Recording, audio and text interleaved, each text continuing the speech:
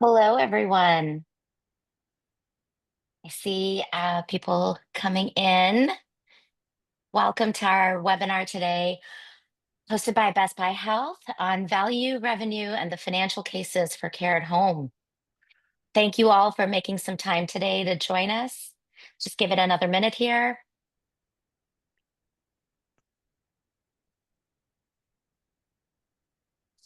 I hope this time finds everyone doing well.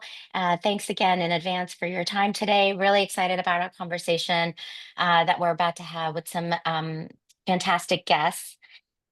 So before we get started, I'd love to review our agenda with all of you that are joining. Um, we're going to kick it off with a quick introduction to Best Buy Health for those of you who may be new to us, and then think about kind of the financial cases and how to build that financial case with a view from Chartis. And then go into a couple of specific use cases, not use cases, build out the cases with some of our health system partners, with Mass General and Baptist Health. So with that, let me introduce myself. My name is Sindhu Pandit. I am a physical medicine and rehabilitation physician based in New Orleans, Louisiana. I have backgrounds in both academic medicine, as well as in technology. And I have been with Best Buy Health for almost 4 months now. So it feels like I've been here for a really long time, but just getting my feet wet here, but loving my time. I came here pretty intentionally. Often get the question of Best Buy. Best Buy is in health, but let me give you a little introduction about what we're doing. So we know consumers, right? Best Buy knows consumers. Best Buy knows technology, and we know in-home services with amazing services like Geek Squad. But thinking about these complementary expertise services, operational support, how can we bring that to healthcare organizations? And that's exactly what we're doing. We're putting the home at the center of health and bringing all of these expertise and backgrounds to up level the work that our system partners or healthcare ecosystem partners are doing across the board and unlocking greater reach, agility, efficiency, and transforming how we're delivering those services through technology. Um, if we think about the foundation and expertise of Best Buy Health has a distinct purpose and goal. Our purpose is to enrich and save lives through technology and meaningful connections. But how do we get there? So, our goal is to enable care at home for everyone. We recognize that technology alone is not enough, and that to enable care in the home, we must also be purposeful about providing meaningful connections between patients and their care teams, between seniors and empathetic caring center agents, and between caregivers and their family members. So, how do we do this?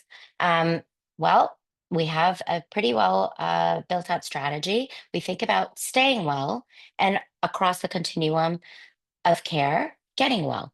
So, when we think about the unique capabilities brought to this platform through Best Buy, integrated technology, personalized services, logistics and orchestration, and omni-channel experiences up levels the work across this continuum of care by the people that do the care delivery.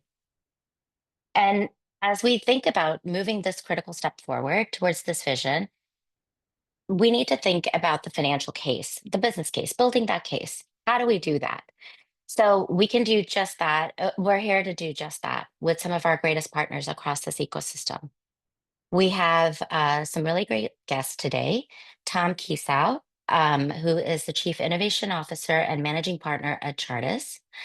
Dr. Fialco, who's the Chief Medical Executive at Baptist Health South Florida.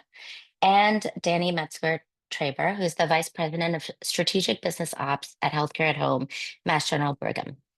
So with that, I'm going to hand over this virtual microphone to you, Tom, and let you take this to the next step. Thank you very much, Sindhu. And thanks very much for joining us. Going to run through a little bit of context here very quickly and then dive into some of the examples that we'll talk about with Danny and Jonathan.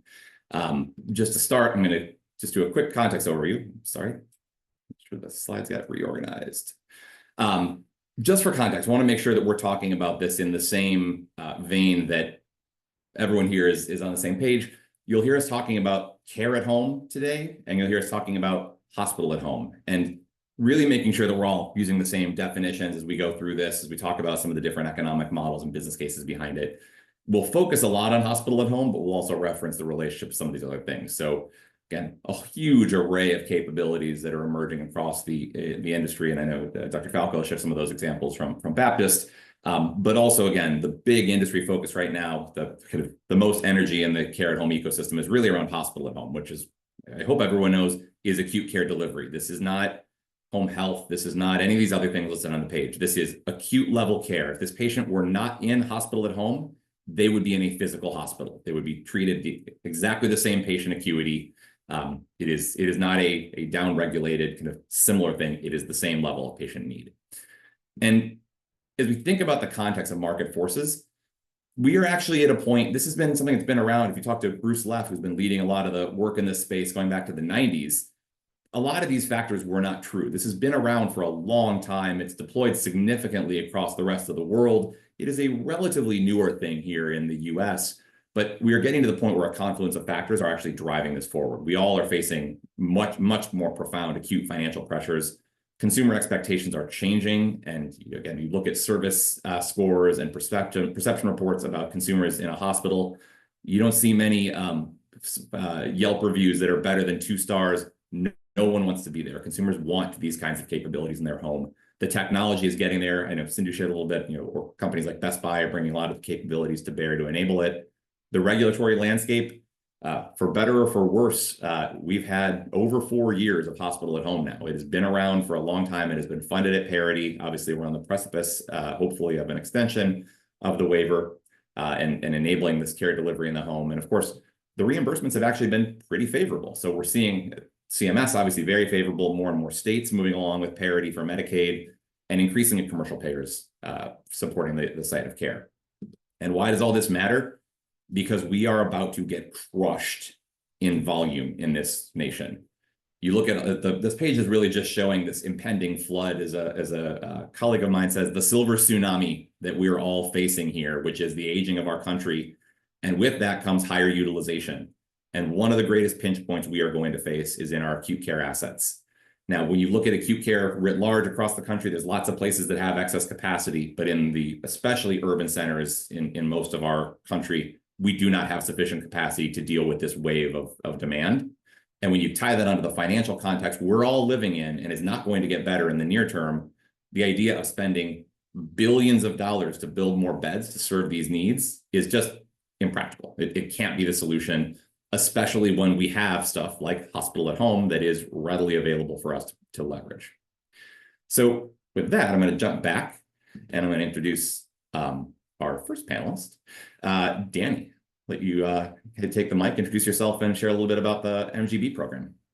Thanks so much, Tom. My name is Danny Metzger-Traber. As Sindhu said, VP of Strategic Business Operations for Healthcare at Home. That's our home hospital service line, our home care service line, home-based palliative care, and mobile integrated health. And today, as Tom set up, I'm going to talk about our home hospital service line. So we go to the next slide here.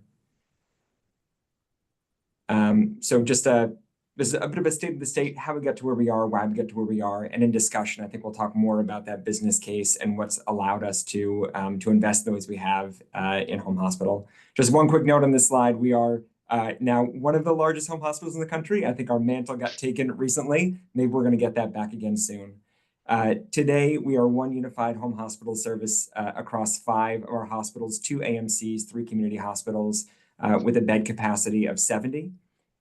We are across 71 neighborhoods in Greater Boston. We benefit greatly from the density of both our hospitals and our neighborhoods.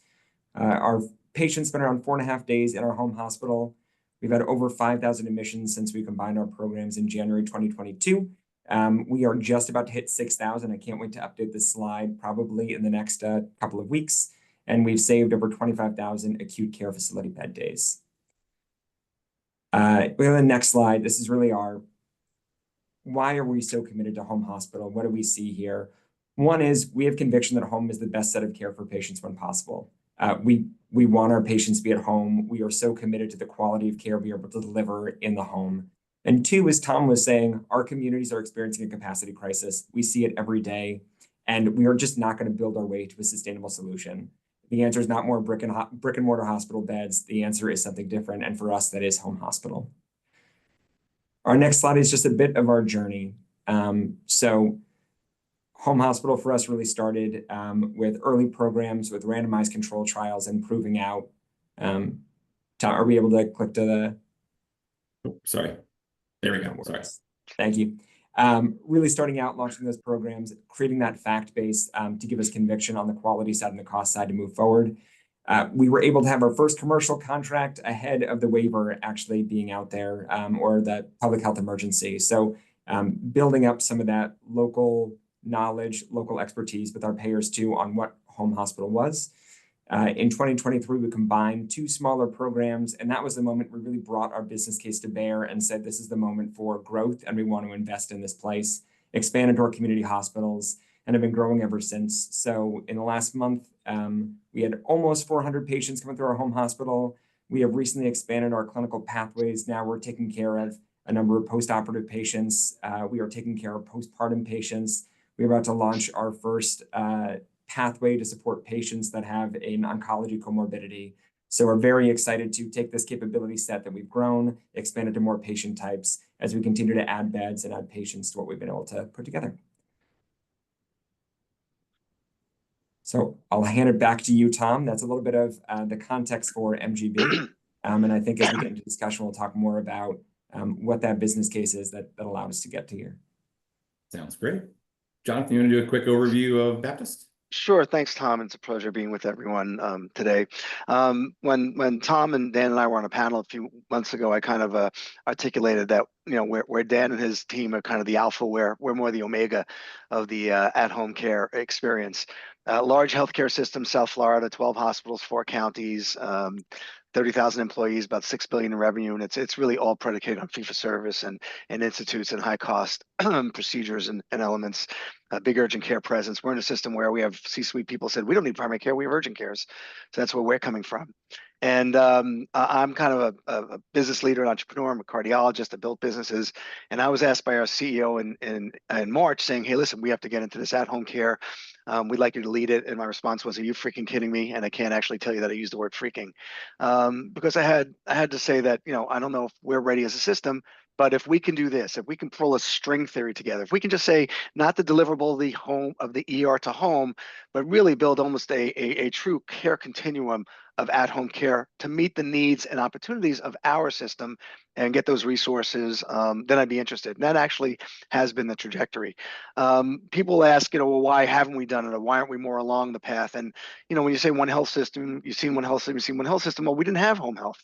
We didn't have RPM. So clearly systems that have these infrastructures, which are kind of the pain points of building these models, will have a quicker success and accelerated model. So we had to do an assessment of what we have internally and what we need to outsource. And here's just a quick slide just to give you a current assessment. The light green are things we have internally that would help provide support for at-home care, including pharmacy and infusion services and whatnot. But at the bottom is what we didn't have. So we had to determine, do we want to build it on our own? Do we want to outsource? And the third thing on the right is we have a really robust and fairly forward-thinking EICU that supports our hospitals. The question was, do we leverage that as a command center? Do we outsource that? So we're about 6 months into, maybe a little bit longer, into a heavy assessment phase, though we have executed and pulling pieces together in various use cases beyond that that ER to home model that we're both excited about. But like I said, it's a little bit different perspective as to where we are in the journey compared to Dan. But I think, you know, I think others in this call might be more where we're at or where we are in our journey. So thanks for letting us participate. Great.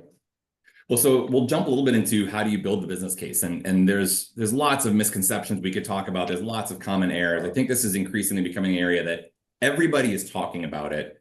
But I think especially when you talk to the programs that have been at this for a while, there are a lot of misconceptions. There are perspectives of what is it? There are perceptions that patients don't want it. There are perceptions that only a small number of patients are eligible. This isn't going to be big enough to matter. We've heard it compounds workforce and staffing shortages.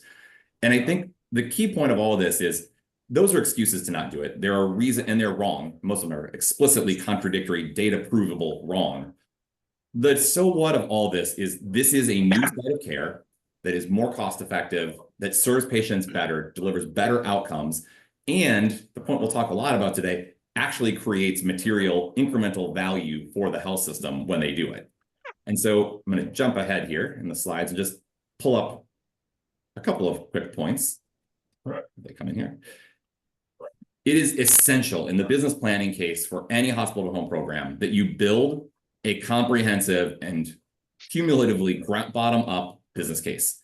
And that includes the obvious things. And I say obvious, but when we've actually seen these be built, they're often not built correctly. So I want to call out some obvious points. And I want to ask Jonathan and Danny to weigh in, who are at various points in the business case side. Is first and foremost, you have to build a pro forma for this new site of care.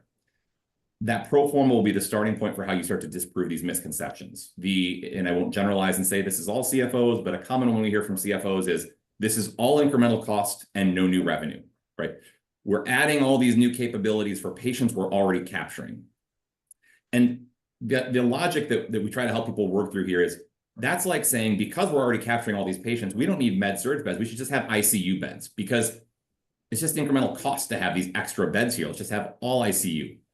Hospital at home is just one more example. Instead of having 2 major classes of beds, we're now adding a 3rd. And they're not appropriate for every patient, but they are, again, on all the metrics that matter: cost, quality, patient preference, provider preference. They are superior for the patients they're eligible for. And you have to build that case from the ground up.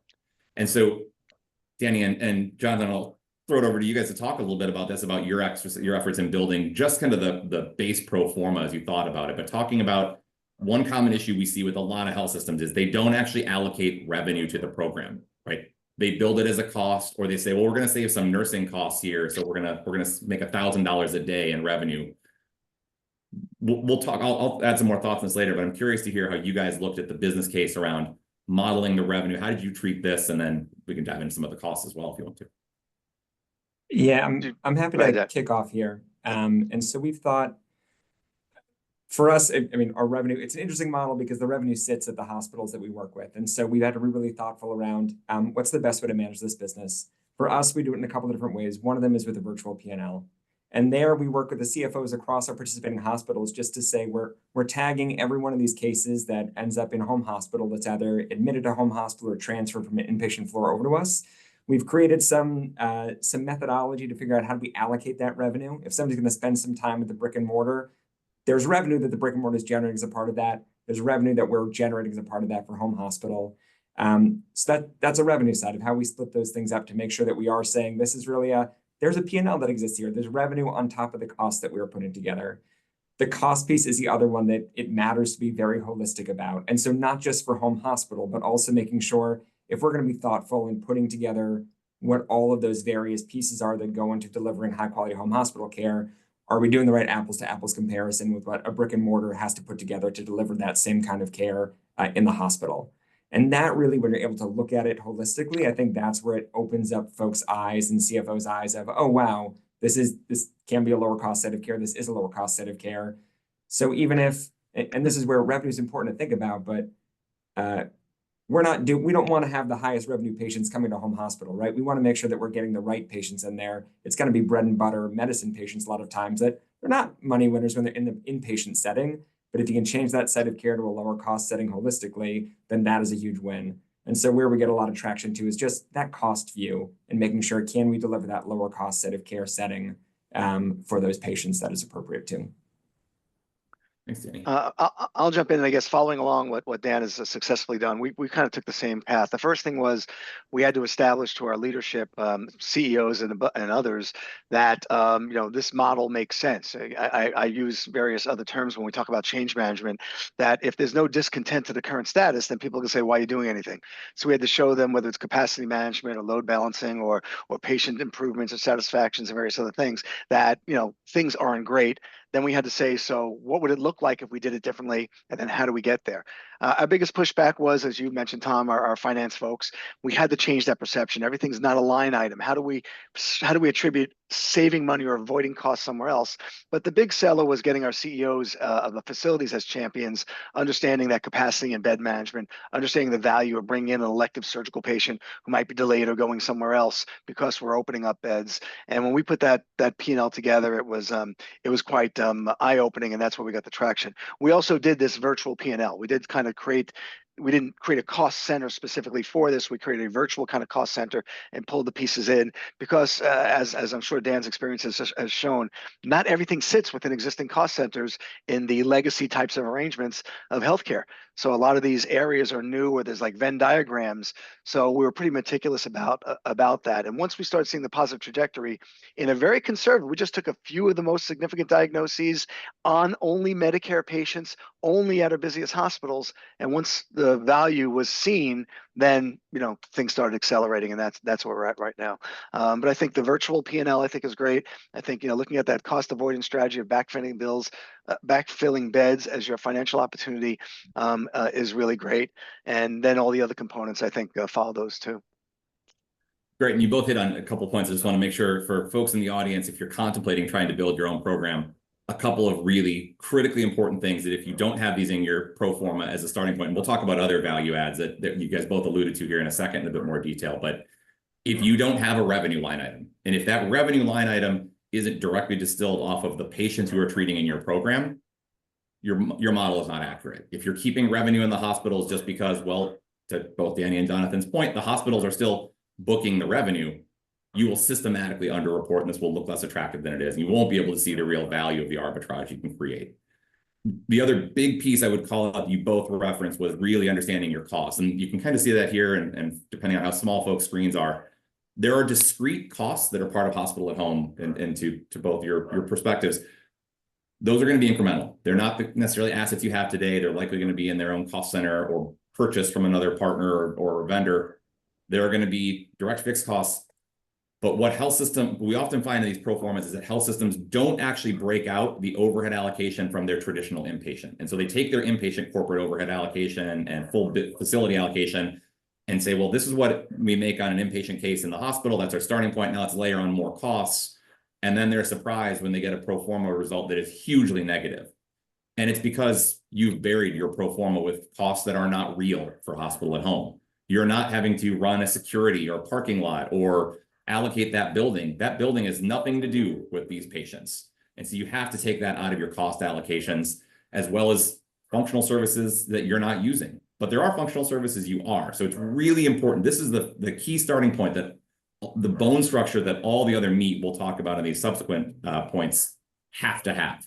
And if you don't have this piece right, everything else will be wrong. And it will tell you exactly the wrong answer. And it will give you a justification to say, hospital at home is a money loser, and it can't ever possibly be positive because you did the math wrong. So with that context, though, I want to use it to dig into some of the other points you guys said and just talk through those in a little more detail. So Danny, you alluded to this one. I think this is a really, really big driver that often gets overlooked. The direct revenue associated with hospital at home is significant, especially in light of its actual cost profile. But talk a little bit about kind of what you've seen as the arbitrage, because like you said, these patients that are mostly eligible for hospital at home are not money makers in the hospital. And I know at MGB, you guys have looked at that. This is true everywhere. Everyone's number is going to be different, but it's not many people who are making margin off of Medicare medical admissions. So maybe talk about that arbitrage and kind of how you've been able to use hospital at home to monetize some of that. Yeah, I think we have a really nice example that came out over the last year with one of the community hospitals that we went live with, where we're taking these bread and butter medical cases, or CHF, COPD Medicare cases that if they look at, when that hospital CFO was looking at their business, these were money losers just based on that existing pro forma. And there was another initiative we had in the system of how do we take some of the volume at our AMCs and can we move that over to these community hospitals, take some of those pieces that can be done there. And so we had a really clear view for those, that delta of the patients we were taking out to hospital at home. If then what was going into those beds were patients from these AMC facilities that are a higher acuity, you could just see very clearly, wow, we are doing this arbitrage and we are making sure that we're using all the beds in our system in the right way. We're putting the acuity that needs to be in a brick and mortar, If it has to be at an AMC, that's where it's happening. If we can be treated at a community, that's where it's going. And if it's a great patient for home hospital, it could, it can go out there too. So I think that really helped folks understand, oh my gosh, you guys opened up 200 beds for us, over the past however many months. And we just saw that we took 200 new cases from MGH, and we're looking at the profile of those cases, and that is much more favorable to us. It's not always as simple with the number of patients folks will be taking out, especially as you're starting with smaller programs, to be able to match that together. But it is really nice when you have these examples for smaller hospitals, you are able to do a bigger impact just to prove out, wow, this is real, that arbitrage can exist. And that's I think when home hospital is working at its best, that's what we're able to see. Great. Jonathan, any thoughts? I know your program isn't as large yet, but any thoughts on what you've seen on avoiding that same patient in a facility, brick and mortar versus in hospital at home? It's on our radar. As you said, we haven't really executed to that level yet, because there's lots of parallel conversations, as I said, about load balancing and which of the patients we want in which hospitals and stuff. So, I don't have anything to add other than saying it's at a high level in all our discussions. Great. Well, so Danny, you alluded to this one as well, and this is where it's really important as we go through kind of value creation. These are all kind of discrete, but as you're both kind of articulating, they stack, right? These are not, you get one benefit and then you count it in 3 different places. If you run your pro forma, that is going to be an actual financial performance of your hospital at home. Revenue allocations, the cost to operate it, it will present a number. It may not be positive, it may be positive. Again, some of that depends on your cost structure, it depends on your revenue models. Like Danny shared, a lot of organizations have to create hybrid revenue models, or both of you share, you have to have your hybrid revenue models. The other piece, though, is those patients are not hitting your hospital where you were losing significant money. But then there's also another, is where you start to get the triple dip of this, which is, and Danny, I'll bring it back to you because you hit on this. You're not having that low acuity COPD case that you lose $12,000 in fully loaded costs sitting in your beds. But you're also able to bring someone in who isn't that low acuity case that is higher margin, which is, again, these all stack. These are all incremental and discretely quantifiable.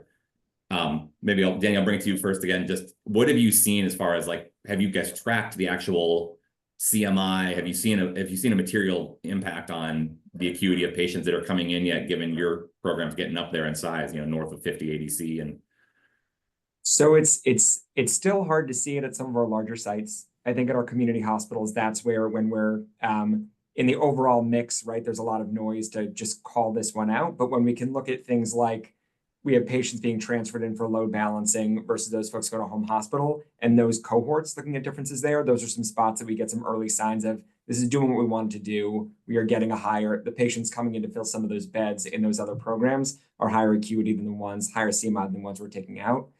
I think the other place that's interesting for us to get more sophisticated in is thinking about places like post-operative or more specialty beds where there are, it's really clear. So for cardiology, as we think about some cases right now, those are high value beds. They have patients that are in those spaces right now for procedures that are not as high value. If it can free up a PACU bed, if it can free up an overnight there, that is really, those are spots where we are going to see very significant backfill and where we're getting a lot of push from those specialties. Not that they know we have the infrastructure, we can do this.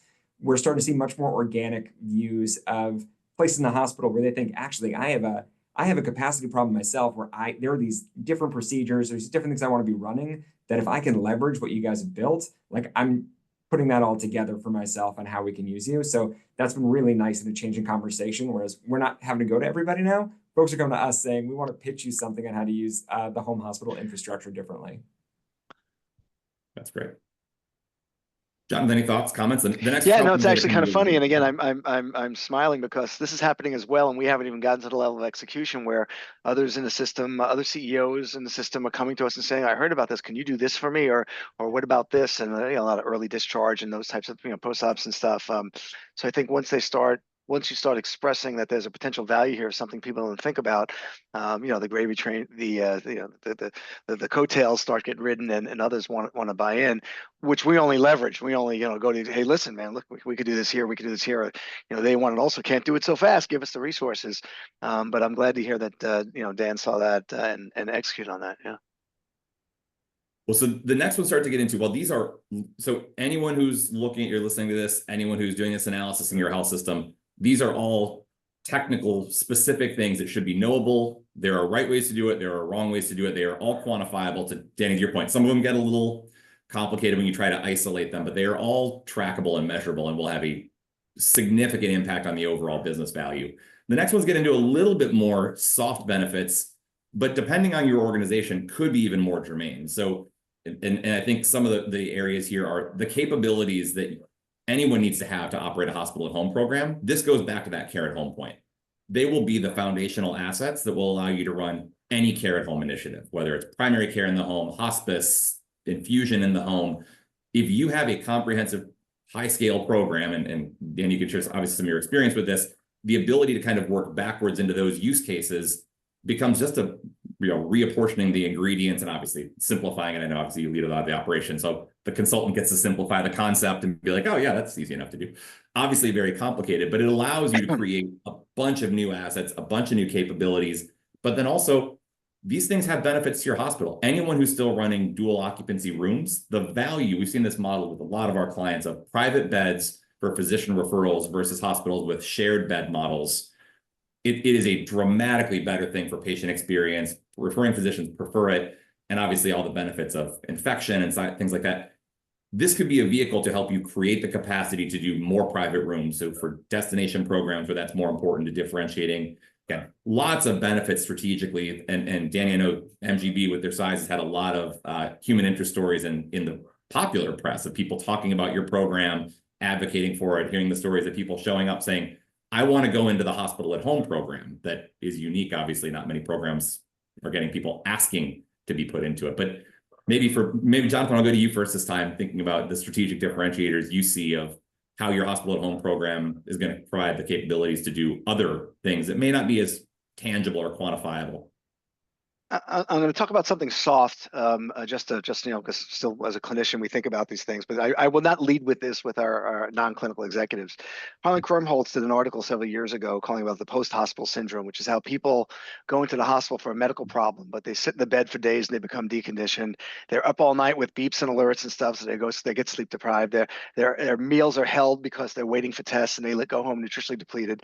And I think the reports out there, and Danny has seen this, but I think it's a good sign that people will be healthier at home and not get those other hospital-related conditions. So having said that, for more of an altruistic, pie in the sky type of thing, we're actually building around a couple of different models. One of our big imperatives is around disease management. We look at the population of the people. We're talking about these hyperacute people who represent about 5% of the population, but most of the people with medical conditions are in a different part of our healthcare delivery where they're home and feeling fine, but have a lot of medical conditions. And we are actually putting the same teams that are managing our chronic disease across our spectrum, team-based care, not about the physician and the specialist. We have the same teams that are actually doing our hospital at home builds and our transition teams. And when we leverage the resources, the lines of sight, the remote monitoring data, there's a couple of other spinoffs that you mentioned, but I'll throw a couple of other things out there. We're actually building a big innovation component to this, working as a development partner with industry. So we're pulling these pools of data from people at different areas of their healthcare spectrum. When they may move into a hospital-related thing, we can put them in home, we can get them home earlier, and then they're back into the clinician's office. So we're actually developing some opportunities financially around commercializing, or at least developing some of these data points with a lot of industry folks, as well as there's research components as well.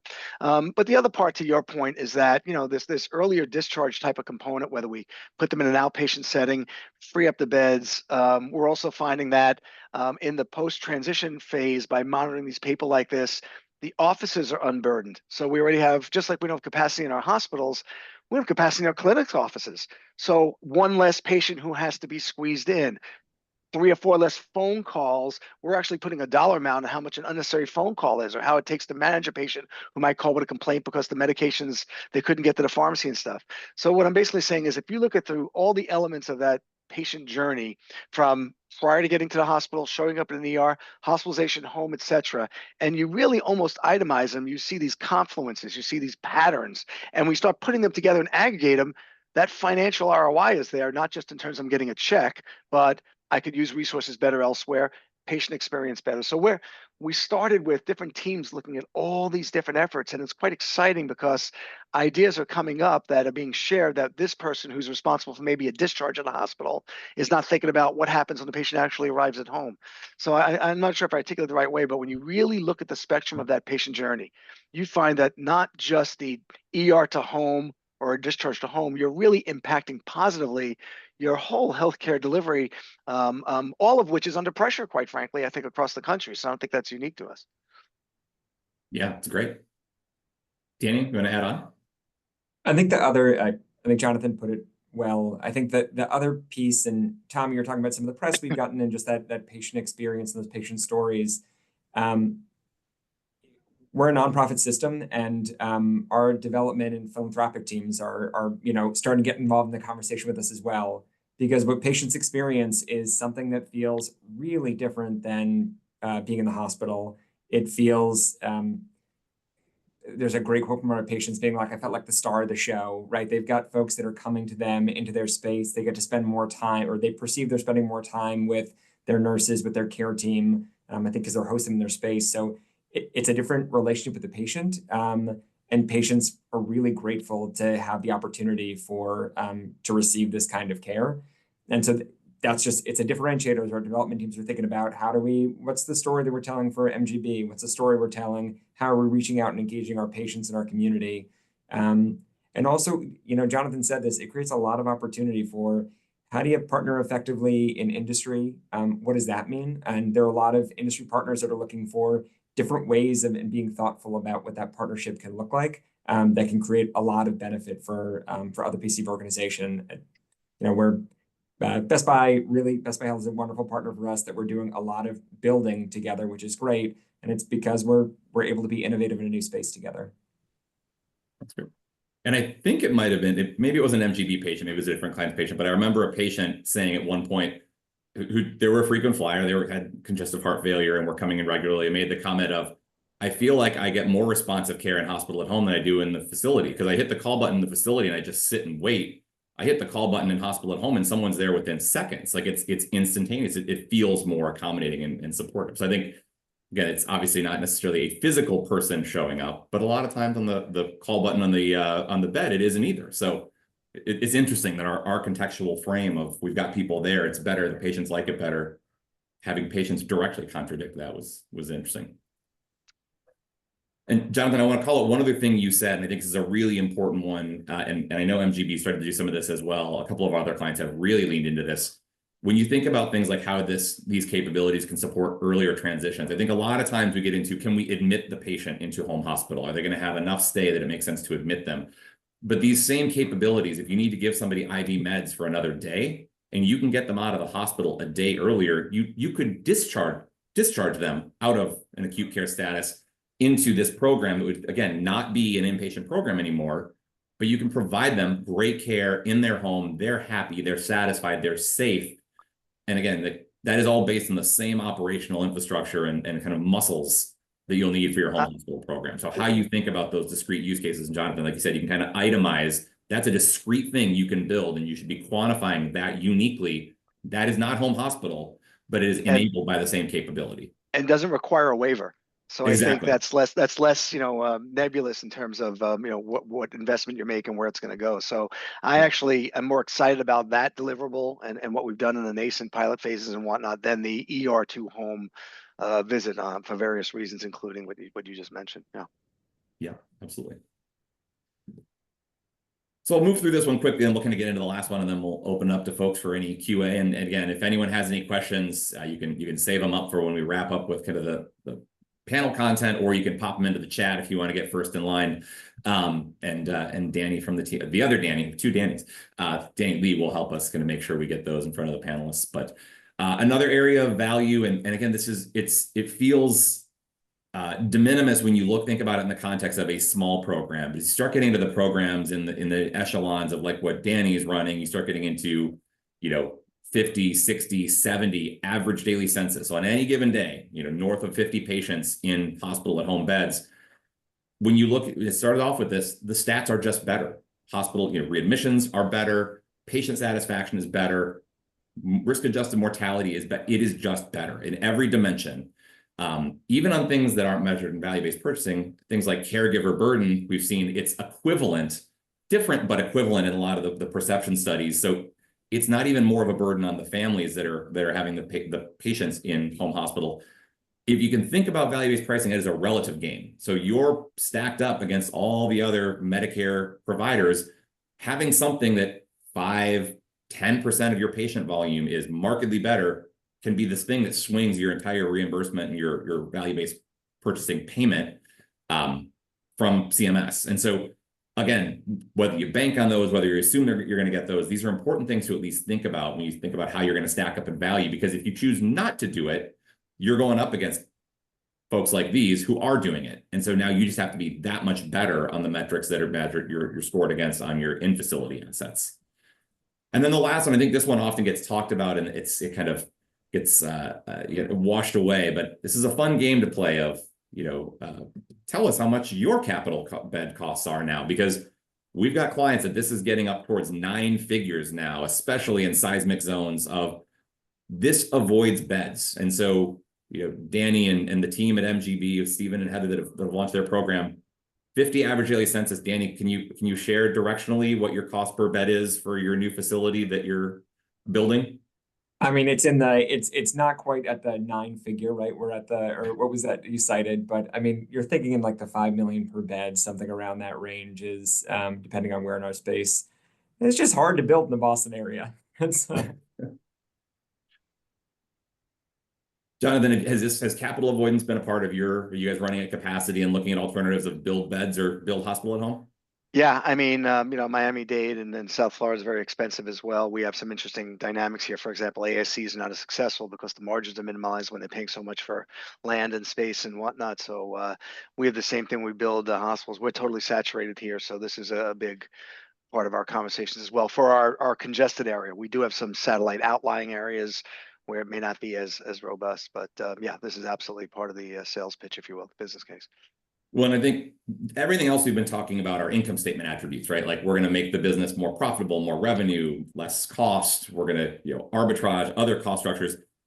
This is a balance sheet. We're avoiding having to spend these dollars. And you kind of mix them together and try to create a hybrid. And I know, obviously, Dan, you could talk, there is a significant investment. You're not launching a hospital at home program with one person part-time figuring out all this. And I know MGB has made a big investment to get the scale and get to the results that are, top in the nation. But when you consider the alternative of we're going to commission building, we're going to drop 300 million. These are illustrative numbers. We're going to put a 150 bed tower up at $2 million a bed, which I would argue increasingly seems like people would give appendages to be able to have that kind of price per bed these days. But assuming that's true, you're putting hundreds of millions of dollars into the ground. It will take 5+ years to get that capacity operational, and it will never pay for itself, especially if we're only looking at the populations that are eligible for home hospital. That will never have positive ROI in its 30 to 40 or 50-year useful life. And so again, the value case becomes even more resoundingly apparent when you put the opportunity cost of putting capital into the ground to do this. By the time you get your facility beds operating, if you're trying to grow capacity, your hospital, I mean, Danny, when did MGB actually decide to scale the program, when the integration of the two programs and launch? That was not even 3 years ago. 2023. Yeah. So in that period of time, you've gone from probably mid-single digits between the two programs to north of 50? Mid-50s. Yeah. Right. So just to give folks some context of the scale of these numbers, because I think we hear a lot of people saying, well, no one's done this at scale. This isn't real. This is theoretical. It's not. You're mirrored. You're on this side of me, gang. But this is real, achievable stuff that people have done. Atrium is another one. They have done this, but it requires some investment. But that investment actually drives a significant return. So again, this is trying to kind of bring it all together. But maybe Danny, Jonathan, thoughts, comments? I know these discussions were really central in some of the early days of MGB and making the investment around some of the capital. Any other comments you guys would add? I think the additional, I mean, for us, the important pieces are continue to go back to Tom, like your previous slide, and just making sure that we're looking at that holistic picture of we've got what we're putting into that virtual P&L, but we're also looking at what is that cost arbitrage play. We're looking at what that backfill is. And those are not things that are always, they're not going to show up in that same way on the virtual P&L for us. But that is, we're going back to that well continuously to remind, like, this is why we're doing it. We're seeing those results. We're growing. And we're continuing to see benefits of scale. And so that's been really important to us, that we're very much seeing as we grow, as we get more beds, we can create teams with a tighter geographic density, which means that we have less windshield time for any of the folks that are on the road. That means that, when we have an overnight apparatus of folks to be monitoring things, that group can scale. We can scale the number of beds we're supervising with a smaller team there. So that's been nice to see the promise of scale bear out as we've continued to grow and be able to have more discharges, more patients with the existing set of beds. And I'll only add that, we went through the buy or build process regarding, getting this off the ground. And, there are many things we will be outsourcing that as scale develops, we might pull inside and in-house, but rather than say we have to start off with this big capital expense and bring in a lot of these resources, we were able to put through both the pro forma and the argument successfully that, well, there's certain things we can outsource, and even though the margins might be a little smaller, we can get off the ground quicker and scale more quickly. That's great. And it's a great point to consider when you're building your pro forma, to look at, a lot of times I think health systems do try to say, well, we could do all that ourselves. We could build that capability. We could meet those service levels, but look at the vendor landscape. This is a rapidly changing space again. And, the Best Buy team is here with Current Health. Like, again, 5 years ago, there wasn't this capability. So you've got leaders out there now that have a lot of experience that can bring expertise around some of these capabilities that are unique. So I'm just going to pull this slide up. Oh, I don't know if the animation translated into the template here, because that looks messed up. Nope, it did not. All right, I'm going to pull up the whole version here. Apologies, folks get to see the build version without the fun build. So there we go. Now this is come through. So I'll just talk through this, and as folks are, if you're following along, if you have questions, I'm going to lay this out. When you put it all together, all those pieces we just talked about, I want to run through really quickly, but questions, please drop them into the chat. Otherwise, we'll open it up for folks to add in. This is the kind of thing you'll be able to build once you put everything together, where you're looking at your old world pre-hospital at home, where patients are not potentially getting blocked. You're having to divert. You're holding patients in the ED. Not treating patients in a conference room that doesn't meet the conditions of participation, which Medicare has been JACO has been very accommodating about for a while. But at some point, we run the risk of we are not actually giving patients the care they should be getting.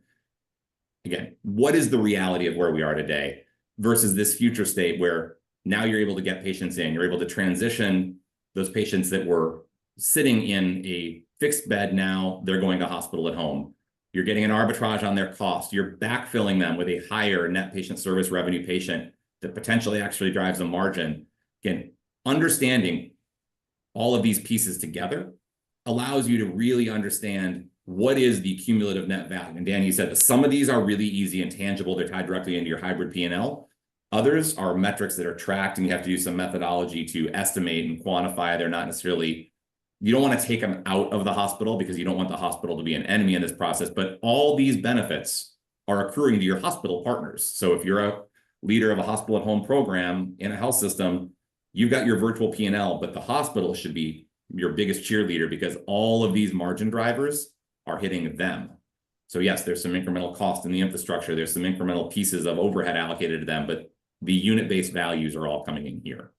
And so that's why it's critically important that these things all be quantified and tracked, and that business owners understand and executives understand. And Jonathan, you'd alluded to that. There's been a lot of education amongst your leadership team. This is not a simple, easy to understand and intuitive process. And if you go back to the very first slide, the most common thing we hear people say, though, we talk about hospital at home, they're like, oh, I know what home health is, or they refer to it as a post-acute program or ambulatory. They're already on the wrong set of rails, and they're going to completely miss where the value creation is. So we can transition over to questions. Danny, Jonathan, anything that you would add, or as you look at the putting it all together piece? I would just say, you need vision, you need dedication, you need executive sponsorship. You need to be able to articulate, complex concepts to folks that who are very successful in their space, but may think in a very narrow. This is very holistic. This type of build. This is as I said, this incorporates things that are not part of the legacy silos. So without that strong leadership vision and persistence, it would be a slog. With that, it's not so simple, but at least I think that's where it all starts. Absolutely. All right. Well, I will drop the slides here, and I will turn it over to Danny Lee. I don't know if we have any questions that have come through.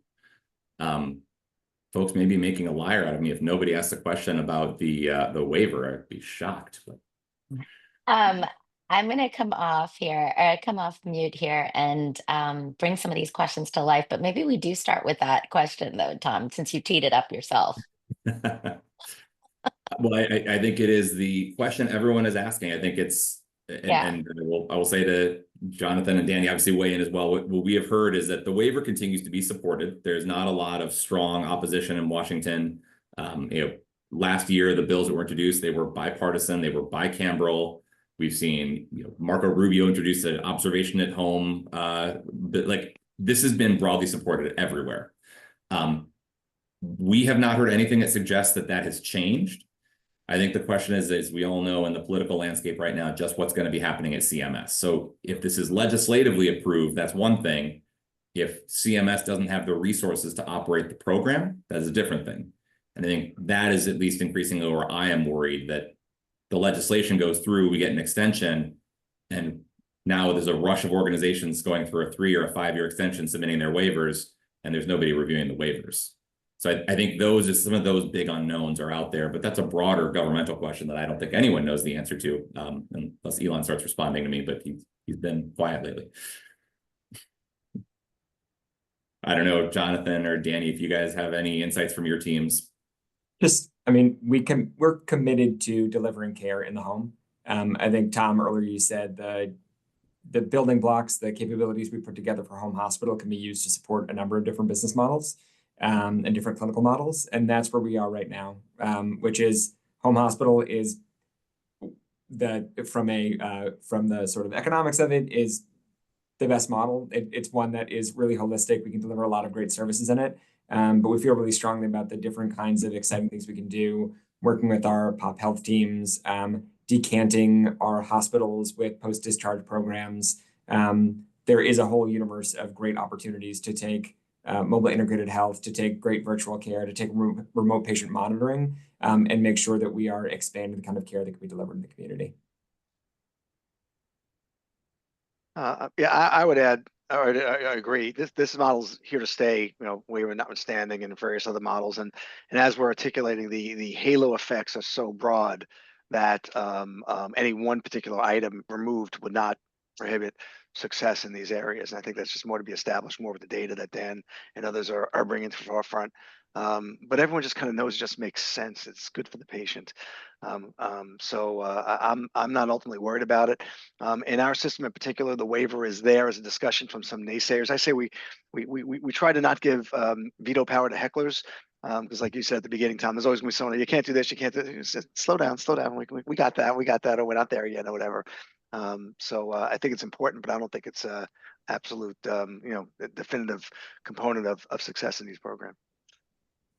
Well, and Danny, I know even back in we've been to this rodeo a few times now. Are we going to get a waiver, yes or no? And to MGB's commitment, I know the team there had said, even if the waiver wasn't going to go through, we're doing this. This is the right thing for patients. It's the right thing to do broadly. And so, again, I think at the end of the day, the right answer will carry. This is the best thing for patients. We are behind the rest of the world in a lot of these care at home capabilities. Like it's been proven, we can do more. Yeah, thanks for that. That's been a rich conversation. And I think that's it's also evident that there's a lot of interest given all the questions in the chat. So I'm going to throw this out to all of you, actually. There's a very particular question here. What do both programs do in terms of infection prevention and infection control in the home, in terms of, cleaning the patient's room,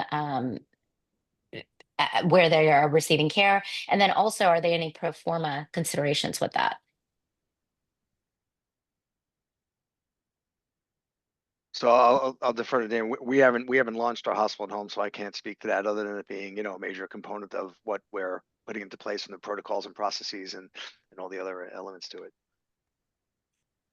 So we are, I mean, when we deploy our supply kits and those different pieces, we're making sure that we have the right kind of PPE, protective equipment, right ways of disposing of all of those things. But it is, I mean, it's a different setup of, we're not doing a full cleaning of a patient's home or those pieces. For those patients that do require support with ADLs, we are providing home health aides if those are required.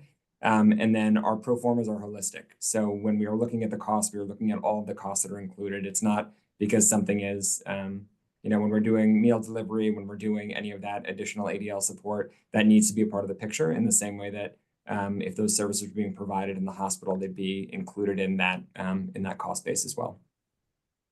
But the question also, it delivers a point of, there are things you would never think about that have to be defined when you're building. And this is, we tend to think about this as the business case up front, which is going to hit a lot of more clinical population, geography, selection criteria, operating model.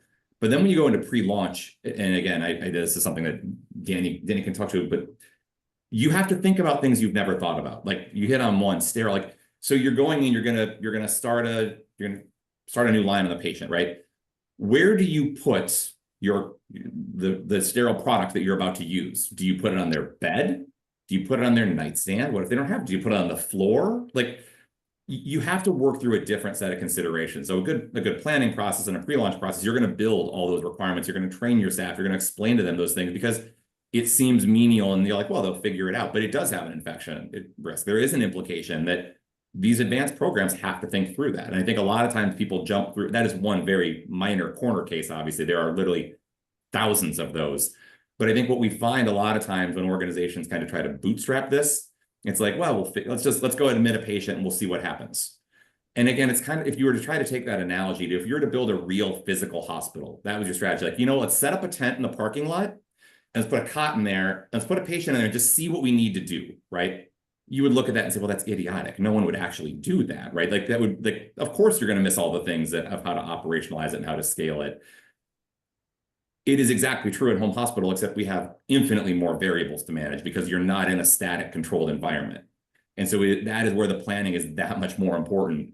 And then the ability for your organization to continuously take those feedback points and integrate them into your team so that as you're operating, you're continuously honing these. And then again, participating in things like the hospital at home user, there's a bunch of vehicles and venues that you can share some of these best practices and standards, or working with people who've built these before so you can learn from them.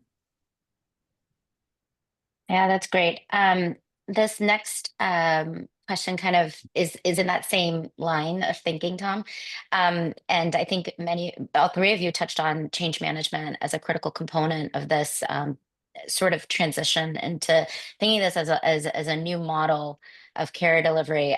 But how does administration and generally cultural thoughts around staff and sort of larger response to adding more beds when there are already burnout challenges and sort of other considerations in that light? I would just say, I think one of the really interesting things that we've seen with clinicians that have come to home hospital, well, we don't, right, there has not been a ready-made workforce here. It's been an interesting mix of folks that have a home care background, folks that come from the inpatient side, that were on the med surg floor, from our physicians, maybe they were in primary care, maybe they're in geriatric medicine, who knows.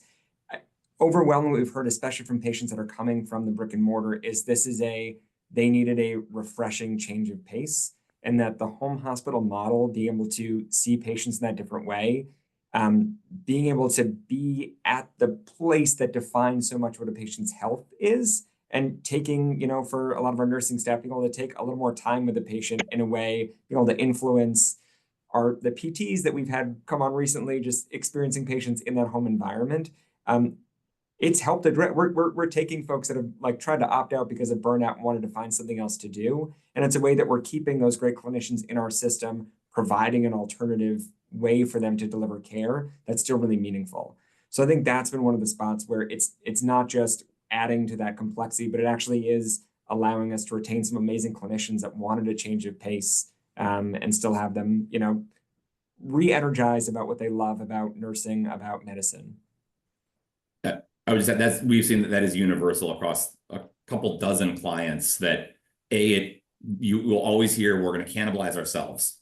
Maybe, but those people that are on the verge are going to leave anyway. And so now you have something that they can go to. And we as our dashboards, and we work with clients, we always track the team satisfaction, team fulfill, like, and it is always better than their non-hospital at home equivalents across all the skill sets, the paramedics, the nurses, the command center, like it is better.